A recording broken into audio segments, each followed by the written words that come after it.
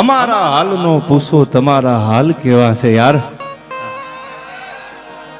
તમને સમજાય ગઝલ સંભળાવું પહેલા. આમ તો ઘણી બધી રજૂઆતો આયા વાતું આપણા દુનિયામાં પ્રેમીઓ પૂજાણા છો. મંદિરમાં ભગવાન પૂજાણા, માતાજી પૂજાણા, દેવ પૂજાણા. તો આપણું ગુજરાત, આપણું હોરઠની ધરતી એવી છે કે આ સાચો પ્રેમ કરવા વાળા પૂજાણા છે. એના મુદ્દા આપું આપને. પ્રેમ શબ્દ ખોટો નથી યાર, કઈ આપણે ખોટો કર્યો છે. પ્રેમ કરવા વાળા પૂજાણા છે. અમારા હાલનો પૂછો, અરે તમારા હાલ કેવા છે? સદા ખુશહાલ રહેનારા કહો ને તમારા ખુશહાલ કેવા છે યાર. અને હવે સાંભળજો, તમે લઈ ગયા હતી જે મારી નીંદની રાતો, તમે લઈ ગયા હતી જે મારી નીંદની રાતો, અરે એ રાત પણ ઊભી છે સાંભળવા આપણી પ્રેમની વાતો. અમારા હાલનો પૂછો તમારા હાલ કેવા છે.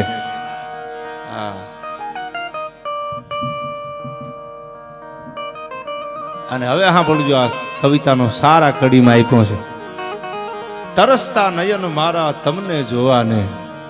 હાકડી બજાર ગામડાની. અને 15 વર્ષ પહેલા જૂનો પ્રેમ થયેલો. એ વખતે ફોન નહીં, હવે ઇન્ટરનેટ આવી ગયું. ઇન્સ્ટાગ્રામમાં કેટલા બધા ફ્યુચર્સ આવી ગયા. આમ ફોટો પાડીને સીધો અહીંથી રવાના કરે. હામાવાળાને એમ થાય કે ઓહો આપણને તો ઇન્દ્રની અપ્સરા મળી ગઈ. પછી રૂબરૂ મુલાકાત થાય તઈ ખબર પડે ક્યાં બાત કરતે હો યાર. આપને તો બહુત હમારે સાથ એ ભેળા થાય ને. હામાં ઇન્સ્ટાગ્રામમાં ફ્યુચર ઘણા આવ્યા, ફિલ્ટર આવી ગયા ને.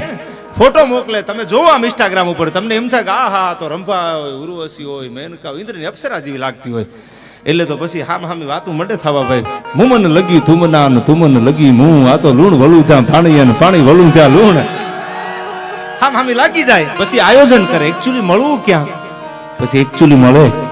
પછી ખબર પડે કે એકચ્યુઅલી કુવામાં ઉતારીને વરત વાટી લીધા હો. હવે મારું બેટું આમે ન જવાય, આમે ન જવાય. આંખા જાય તો બુડી જાય ને ઓરા રહે તો તરસ્યા રહી જાય. અને પછી ઈ જે ભટકાય ને એને બટકી ગયા કહેવાય. આ કે ને આપણે બટકી ગયા. બટકી ગયાનો મુદ્દો આ થાય. આને બટકી ગયા કહેવાય. ધાર્યું હોય કાંઈ નીકળે કાંઈ. અને સાહેબ પહેલા તો આપણે વડવા સગાઈ કરતા હતા. આ બધાય વડીલો બેઠા જાય. આપણો બાપનો બાપ કહી દે કે દીકરી દીધી કે દીકરી લીધી, પછી એમાં કાંઈ બીજું હોય નહીં. એ હગાયું લગન બહુ લાંબા હાલતા. અટાણે તમે તાત્કાલિક જોવો તો એકચ્યુઅલી અમારે લવ મેરેજ કરવા છે. એ મોટા ઉપાડે લવ મેરેજ થઈ જાય. અને હાકડી ગલી છે, સાંભળજો. 15 વર્ષ 20 વર્ષ પહેલા પ્રેમ થયેલો. ગામડા ગામનું ગામ છે. અને એમાં એકાબીજા મર્યાદાના બંધન નડી ગયા, પગમાં નેવળ નખાઈ ગયા, નોખા પડી ગયા. અને 15-20 વર્ષ પછી હાકડી બજાર ગામડા ગામની અને ભેગા થઈ ગયા ભાઈઓ. આમ જ્યાં નજર કરી અહીંથી સવાલ નીકળે છે કે અમારા હાલનો પૂછો. અમે પૂછે છે કેમ છો? એટલું ખાલી બોલાણું કેમ છો એમ. સાંભળજો, આ વાતના શબ્દોના તાકાત બહુ આપી છે આમાં. કેમ છો? એ કેમ છો શબ્દ કીધો ને કે સામેથી ગઝલની શરૂઆત થાય છે. મને કીધું કે હા કેમ છો? કે અમારા હાલનો પૂછો તમારા હાલ કેવા છે. તું કેમ છો? ઈ કે પહેલા મારું થવું હતું એ થઈ ગયું. તું તો મજામાં છો ને? અમારા હાલનો પૂછો તમારા હાલ કેવા છે. અરે સદા ખુશહાલ રહેનારા કહો ને તમારા ખુશહાલ કેવા છે. અને હવે ઓલો વાત કરે છે, પીડા થઈ ગયેલી માથે ઘણના ઘા થઈ ગયેલા. અને સાહેબ જેને રોતા રોતા દિન રાતું કાઢેલી, ઈ હવે બોલે છે કે તમે લઈ ગયા હતી જે મારી નીંદની રાતો. આખી રાત હોઈ રહેતો તો, સવારે 8 વાગે 9 વાગે જાગું, ખબર ન પડે રાત કેમ વહી જાય. પણ તમે મળ્યા ને પછી તો મારી રાત વહી ગઈ હતી નીંદની. તમે લઈ ગયા હતી જે મારી નીંદની રાતો, અરે એ રાત પણ ઊભી છે સાંભળવા હજી આપણી પ્રેમની વાતો. અમારા હાલનો પૂછો તમારા હાલ કેવા છે યાર. તે મારો સાથ નો આપ્યો, મને મૂકી દીધો. અરે કદાચ જો મારી હારે જિંદગીમાં નિભાવ્યું હોત ને, એ રાત આપણી હજી 15 વર્ષથી ઊભી છે, ન્યા સ્થિર થઈ ગઈ છે, થંભી ગઈ છે કે હજી આ બેલા ભેળા થઈ જાય તો ક્યાંય ખારી પ્રેમની વાત કરે તો હું ઘડી સાંભળી લો. હજી રાત પણ ઊભી છે સાંભળવા આપણી પ્રેમની વાતો. અમારા હાલનો પૂછો તમારા હાલ કેવા છે. કવિતા ગઝલ બહુ મોટી છે. છેલ્લી કડી મને બહુ ગમે છે કે તમે લઈ ગયા. એ વાત બરાબર છે, હજી રાત ઊભી છે. પણ હવે સાંભળજો, છેલ્લી કડીમાં કીધું કે તરસતા હતા નયન મારા હવે તો તમને જોવાને. તેથી ફોન નહીં, ઇન્ટરનેટ હોય તો વિડીયો કોલ થાય, તમે ફોન કરી શકો, ઓડિયો કોલ, બધી સુવિધા હવે છે ને. તેથી તો ગામડા ગામના ગામ આવા કઈ સુવિધા નહીં. હામાં કોઈ પ્રસંગોપાત ભેળા થાય ને મળવાનું થાય ને તેદી મળાતા પોતાના પ્રેમિકાને કે પ્રેમને, અને તેદી કે છે આ શબ્દ સાંભળજો, પીડા થાય છે. અને ઈ કહે છે કે તરસતા નયન મારા, આ નયન એટલે મારી આંખું તરસતી હતી, ક્યારે તારું મોઢું જોઈ લઉં, ક્યારે તારા દર્શન થઈ જાય. તરસતા આ નયન મારા હવે તો તમને જોવાને, પણ મળ્યા આંખને આંસુ દિન રાત રોવાને. અમારા હાલ નો પૂછો, તમારા હાલ કેવા છે. મને એમ હતું તારું મોઢું જોઈ લો, પણ આંખને આંખુડા સિવાય કઈ મળ્યું નથી, રોવા સિવાય મારી આંખને કાંઈ મળ્યું નથી. મળ્યા આંખને આંસુ દિન રાત રોવાને, અમારા હાલ નો પૂછો, તમારા હાલ કેવા છે. એટલે આ બધા આમ તો માના દરબારમાં આપણે મળ્યા છીએ, યુવાનો છે, એટલા ગઝલોની મેં યાદી કરાવી. અને આમ તમે જોજો લગભગ ઘણા ખરા તૂટેલા જ પડ્યા છો, ભાંગી જ ગયેલા છે. કાળુભાઈ આ તો ભાઈ પીડા છે ને યાર. જાનત જાન અજાનન જાનત વો તો સાગર બાત સનેહ કી ન્યારી. અને જેને ઘા લાગ્યા હોય ને એને ખબર હોય, પારકી પીડાની થોડી આપણને ખબર હોય. અને પ્રેમના ઘા તો જેને ખાધા છે એને ખબર પડે. કનૈયાએ સ્વીકાર્યું છે. સાંભળજો આ ગઝલમાં કીધું છે કે કહું છું પ્રેમીઓ ભોળા મજા છે દૂર રહેવામાં. કહું છું પ્રેમીઓ ભોળા કે હવે મજા છે દૂર રહેવામાં. અરે સમીપે સંતાપ જાજા મજા છે દૂર રહેવામાં.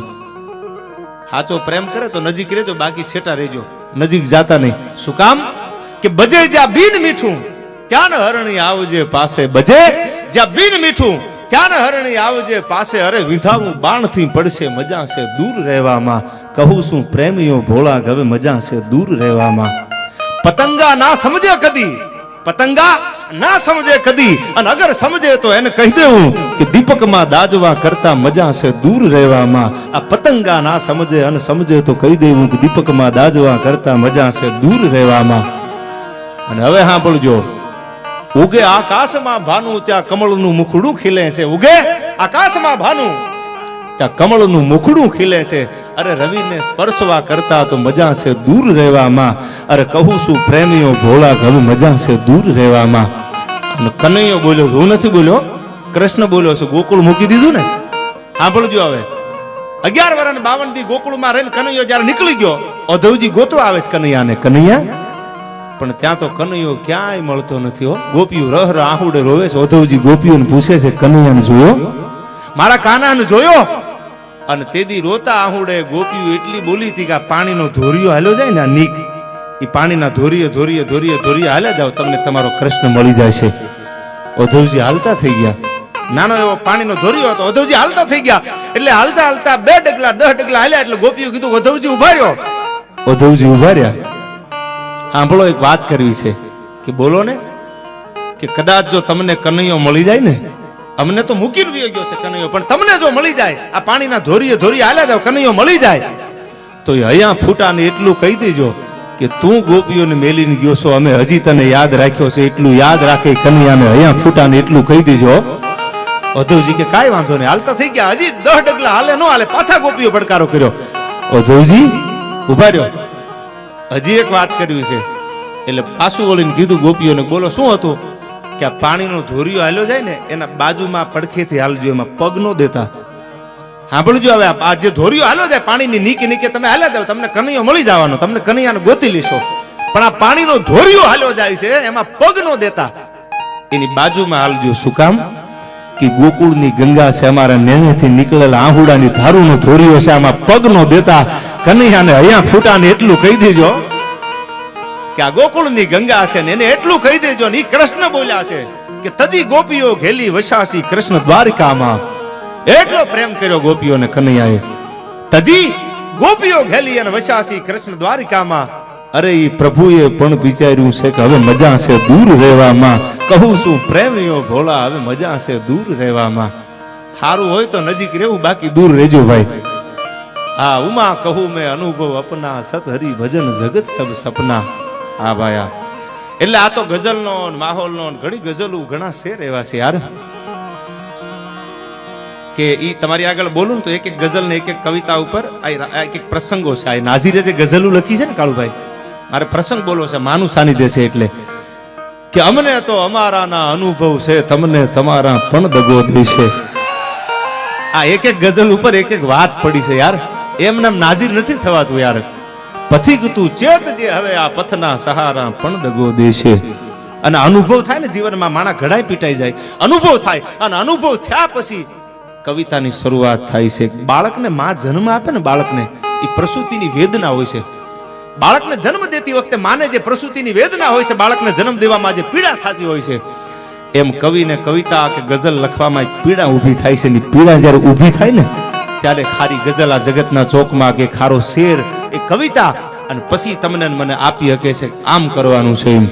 અને ઈ નાજીર ભાવનગરનો દીવાન નાજીર દખૈયા લખે જો કે હું જાણું છું છતાં નિસ દિન લૂંટાવા જાઉં છું, મને ખબર છે આ લૂંટી લેવાના છતાં હેલો જાઉં છું. હું જાણું છું છતાં નિસ દિન લૂંટાવા જાઉં છું. અરે નાજીર, એ નાજીર, આમાં શિકાયત ક્યારે કા લૂંટારા પણ દગો દેશે. હું જાણું છું છતાં નિસ દિન લૂંટાવા જાઉં છું. અને એટલો બધો મજબૂર ન કરો મને. ઘણા કે ને મારા ઉપર વિશ્વાસ રાખો ને ભરોસો રાખો ને તમારી યાર કોઈ દી ખોટું નહીં થવા દઉં. હવે એકવાર મારા ઉપર વિશ્વાસ કરી દો. નાજીર કહેશે સાંભળજો, એટલો બધો મજબૂર ન કરો મને કે હું તમારા વિશ્વાસમાં આવી જાઉં. શું કામ? અમને અમારાના અનુભવ છે, તમને તમારા પણ દગો દેશે. પછી કીધું ચેતજે હવે આ પથના સહારા પણ દગો દેશે. એટલે આપણા ઘણી બધી વાતો અહીંથી કરી. આયા પોલીસ યુવાનો પણ બેઠા છે અને મેં તો ઘણા ડાયરા અમારે અમરેલી એસપી સાહેબ, અમારા ભાવનગર રેન્જ આઈજી અશોક કુમાર યાદવ સાહેબ મારા ખૂબ નજીક છે. ખૂબ પોલીસ સ્ટેશનના ડાયરા કર્યા. સાહેબ પોલીસ એક આપણો યુવાન છે, સાંભળજો. અને ખાખી છે ને, ખાખી એ જેને કપાળમાં સિક્કા મારેલા હોય ને ઈ પહેરી કે ખહુરિયાનું કામ નથી. ખાખી પહેરી હોય તો ભાગમાં હોય પહેરી કે, કારણ કે સેવા, સુરક્ષા અને શાંતિનો સિમ્બોલ આપ્યો છે એમાં. અને સાંભળજો, એ ખાખી આવો. અને જેથી બોમ્બ ને ગોળા મુંબઈની તાજ હોટલમાં ફૂટતા ને તેથી આપ પણ જાણો છો, એ પિક્ચર પણ આ મળા મૂવી જ આવ્યું છે. અને તેદી સાહેબી કસાબ નામનો આતંકવાદી જેથી ભાગી નીકળ્યો અને એક એક મુંબઈની ગલીઓમાં જેથી નાકાબંધી થવા મંડાણી, મારો મારો થવા મંડાણું. ખબર હતી સામે આવી ગાડીમાં કસાબ બેઠો છે આતંકવાદી. અને તેદી સાહેબ આજ ખાખી જે મારીને તમારી સામે જે યુવાનો મારીને તમારી સેવા કરે છે, આપણા જ માટે ને, એ શહીદી આપણા જ માટે. મુંબઈમાં જેને આતંક મચાવી દીધો હતો, ખબર હતી કે આ ગાડી આવે છે એમાં કસાબ બેઠો છે, અંધાધૂંધ ગોળીબાર થઈ. ગાડીની નજીક જાવું કેમ? અને તેદી મૂછ માથે હાથ મૂકી અને એક જ વાત, સેવા, સુરક્ષા. કોની સેવા કરવાની છે? મારે મારા દેશની સેવા કરવાની છે, મારા વતનની સેવા કરવાની છે. આ ખાખીનો નશો છે યાર. તમે જોઈ લેજો, ગમે એવો પુરુષ હોય, ગમે એવી બેન દીકરી સ્ત્રી હોય, ખાખી માથે આવે ને એનો નશો વધી જાય છે. એટલું યાદ રાખજો, શક્તિ છે. ખાખી પહેર્યા પછી એનું તપ વધી જાય છે. નહીં તેથી ખાખી પહેરેલો યુવાન, અને ખબર હતી કે આ ગાડીમાં કસાબ આવે છે, આતંકી હુમલા કર્યા છે, જેને ત્રાહિમામ કર્યું છે. હવે આમાં અને સાહેબ તેથી સડપ સડપ સડપ સડપ સડપ તેથી ખાખીએ ડગલા દીધા હામાં. હો, ખબર હતી કે આ મોત જ હામું છે, પણ ભલે મોત ઉભો હોય, હું ડગલું પાછું દઉં તો મારી ભારતીનું થાવણ લાજે ભાઈ. અને ધાણી ફૂટે ને સામેથી ગોળીઓને છૂટવા મંડાણી. અને તેદી સાહેબ ખુલ્લી છાતી, આમ મરદનો દીકરો આમ ખુલ્લી છાતી ઉભો રહી ગયો. અને નવરાત્રનો ગરબો હોય ને જેવી રીતે એ સારણી જેવો પોતાનો દેહ કરી નાખ્યો હતો. અને તોય બથ ભરી અને કસાબને જમીન યારે પછાડીને માથે જેમ હરણા કસબ બેઠો એમ તેદી આપણો તુકારામ નામનો ખાખી પહેરીને બેહી ગયો ભાઈ. આજ પણ તમે મુંબઈમાં જાવ ને હજી સેલ્યુટ આમ સલામ લાગે છે સાહેબ. પોલીસ સહિતના દિવસે આજ પણ સલામ કરવી પડે છે પોલીસ યુવાનને. જનેતાને ધન છે તને જન્મ દેવા વાળીને યાર, કે વતન માટે તને ખબર હતી કે આમાં આતંકવાદી છે, આમાં બંદૂકો હારે છે, આમાં કોઈ હથિયાર એવું નથી જેની પાસે ન હોય. અને છતાંય બે ડગલા કદમ જો બે કાળની હામાં ભરી લ્યો તો મજા છે. ત્યાં થાર થાર થાર ધ્રુજવા માંડ્યો તો ન હાલે. કદમ જો બે કાળની હામાં ભરી લ્યો તો મજા છે. અને મજા કઈ ઓર આવે જો દાદ કાયર વેશ મેલો તો કાયરતા મૂકી દો એક બાજુ. અને બે ડગલા જો કાળ હામાં હાલી જાવ તો જમને તમને સેલ્યુટ મારવી પડે કે તારી ભલી થાય તારી. હો, કા તો દુશ્મનનો વખાણવો પડે યાર. એવી આપણી આ ભૂમિ છે, એવા આપણા આર્મીઓ છે, આપણા જવાનો જે બેઠા છે. આજ પણ સરહદો હાચવી અને હું તમે ડાયરા કરી છી, માહોલમાં જીવી છી, આનંદ કરી છી, લહેરું કરી છી. કાળુભાઈ, બોર્ડર ઉપર શિયાળાની ટાઢ હોય, તડક્યો હોય, ફરી બંદૂક એક એક બોર્ડર ચીનથી માંડીને કેવા આપણા દુશ્મનો છે, અફઘાન, પાકિસ્તાન, એક એક દુશ્મન જે આપણું એક સારું કામ થાય જોવા રાજી નથી. અને સાહેબ આપણી આર્મી ભરી બંદૂકે ત્યાં ક્યાં પોતાની જનેતા, ક્યાં પોતાનો પરિવાર, બધું મૂકીને હિમાલયના બરફમાં ઊભા છે સાહેબ. એને હું અહીંથી લાખ લાખ વંદન કરું છું. તમારા પ્રતાપે અમે શાંતિથી બેઠા છીએ. બાકી તમે ન હોય ને તો અમારી ત્રેવડ નથી કાંઈ ડાયરા કરી શકી. તમને લાખ લાખ વંદન છે યાર. અને આપણા મારે ઘણા બધા પ્રસંગો કહેવા છે, પણ સમયની મર્યાદા છે, એટલે આપણા શહીદો થઈ ગયા છે સાહેબ. અને હું તો કાયમ કહું છું, રૂડું લગાડવા માટે નહીં. કોઈ પણ સમાજ હોય ને, સમાજ એમાં 2% ખરાબ હોય, ચાહે કોઈ પણ સમાજ હોય, એમાં આખા સમાજને દોષ ન દેતા. કોઈ પણ સમાજ હોય એમાં 2% તો હવે ગમે એવી કેસર આંબાની કેરી હોય તો 2 ભડદા તો નીકળે જ યાર. ગમે એવી હોય 2 ભડદા તો એમાંય હોય. એમાં સમાજને દોષ ન દેતા. અને વ્યક્તિગત હું હૃદયથી કહું છું, બધા ડાયરામાં બોલું છું, વ્યક્તિગત કોઈ સમાજ સાથે કોઈ યુવાનને લફ થાય તો એમાં આખા સમાજને ઉતારી ન પાડતા. હવે એક થવાનો યુગ આવી છે. ક્યાં સુધી તમે નોખા નોખા થઈને જીવશો યાર? પછી આયા બોલાતું હશે અવડ નામ અલ્લાહ પકડ ભાગ ભલ્લા, હવે કાહી બલ્લા રસુલ્લા સંભારે. 1000 વર્ષ બાબરોએ રાજ કર્યું છે અને 2800 વર્ષ અંગ્રેજોએ રાજ કર્યું. કેટલાય આયા શહીદ થઈ ગયા. ભગતસિંહ જેવા, રાજ્યગુરુ જેવા, સુખદેવ જેવા, ચંદ્રશેખર આઝાદ જેવા અને રામપ્રસાદ બિસ્મિલ જેવા. તઈ ભારતને આઝાદી મળી છે, સસ્તી નથી મળી યાર. આ સોદો સસ્તામાં નથી થયો, આમાં લોહી રેડી દીધા છે. અને સાહેબ લોહી રેડા તો રેડ્યા, પણ એક વાત આપને કરી દઉં, યુવાનને જેથી ફાંસીએ ચડાવ્યો અને ફાંસીના માચડે ચડાવી અને રામપ્રસાદ બિસ્મિલ નામનો યુવાન, અને એને કીધું છેલ્લી ઈચ્છા હોય તારી બોલી જા, છેલ્લી ઈચ્છા કહી દે તારી, હવે તારું મોત તારી સામે આમ જળું બેસે. રામપ્રસાદ બિસ્મિલ જેને કવિતા લખી थी, सरफरोशों की तमन्ना अब हमारे दिल में है, अरे देखना है जोर कितना बाजुए का तिल में है. આ લખવા વાળો રામપ્રસાદ બિસ્મિલ બ્રાહ્મણનો દીકરો હતો, આઉટ ઓફ સ્ટેટ નો, અને એને ફાંસીએ ચડાવ્યો, કીધું તારી છેલ્લી ઈચ્છા બોલી જા. દીદીને એક જ કીધું તું કે મેરી અમ્મા કો યહાં પે બોલા, મારી માને એકવાર આ બોલાવી દો, મારી જનેતાને એકવાર બોલાવી દો, છેલ્લી વાર એનું દીદાર કરી લો, એનું મોઢું જોઈ લો. એટલે અંગ્રેજ અધિકારીઓ કીધું કે ભાઈ એને ફાંસી દેવાની છે, એને માને એકવાર બોલાવી દો ને છેલ્લી વાર. એટલે રામપ્રસાદ બિસ્મિલની જનેતાને કહેવામાં આવ્યું કે તમારા દીકરાને ફાંસી દેવાની છે, છેલ્લી વાર તમે મોઢું દેખાડી જાવ આવીને. ધીરા ધીરા ધીરા ધીરા ધીરા ડગલા દેતી દેતી દેતી પોતાનો દીકરો કાળની સામે ઊભો છે. આ સત્ય ઘટનાનો પ્રસંગ કહો આપને. અને આવી ભાઈ જગદંબા જેવી આમ છૂટા વાળ રહી ગયેલા અને પોતાનો દીકરો રામપ્રસાદ બિસ્મિલ ફાંસીના માચડે ઉભેલો. અંગ્રેજ સલ્તનતનો મધ્યાન તપતો હતો, અંગ્રેજ ગવર્નમેન્ટનો મધ્યાન તપતો હતો. અને તેદી પોતાની જનતા આવીને રામપ્રસાદ બિસ્મિલને મળવા, ઈ રૂપક કેવો છે, ઈ દિવસ કેવો હશે, તમે નજર તો કરો. પોતાનો દીકરો દેશ હાટું મરવા ઊભો હોય, પોતાના દીકરાને જોયો ભાઈઓ. અને આય બરોબર રામપ્રસાદ બિસ્મિલે પોતાની જનતા હામી જ્યાં મીટ માંડીને ત્યાં પાપણનો પડદો ભીનો થઈ ગયો અને પતિની માળા પડે એમ આંખમાંથી ઠામ ઠામ ઠામ કરતા આંખોડાની ધારું થવા માંડી. તેદી સાહેબ રામપ્રસાદ બિસ્મિલની જનેતા બોલી છે, સાંભળજો. પોતાના દીકરાને આવી માં હોય ને તય આવા દીકરા દેશ માટે ફાંસીએ ચડવા ઊભા થાય. અરે રામ, એ રામ, બીક લાગી ગઈ. આ માર્ગ જેથી લીધો, આ ખેડો પકડ્યો તે ક્રાંતિકારીનો, તેથી તને ખબર નથી કે આમાં મોત સિવાય બીજો અંજામ ન હોય. અને હવે ફાંસીના માચડે ઊભો ઊભો રોવા બેઠો છો, તને શરમ નથી આવતી?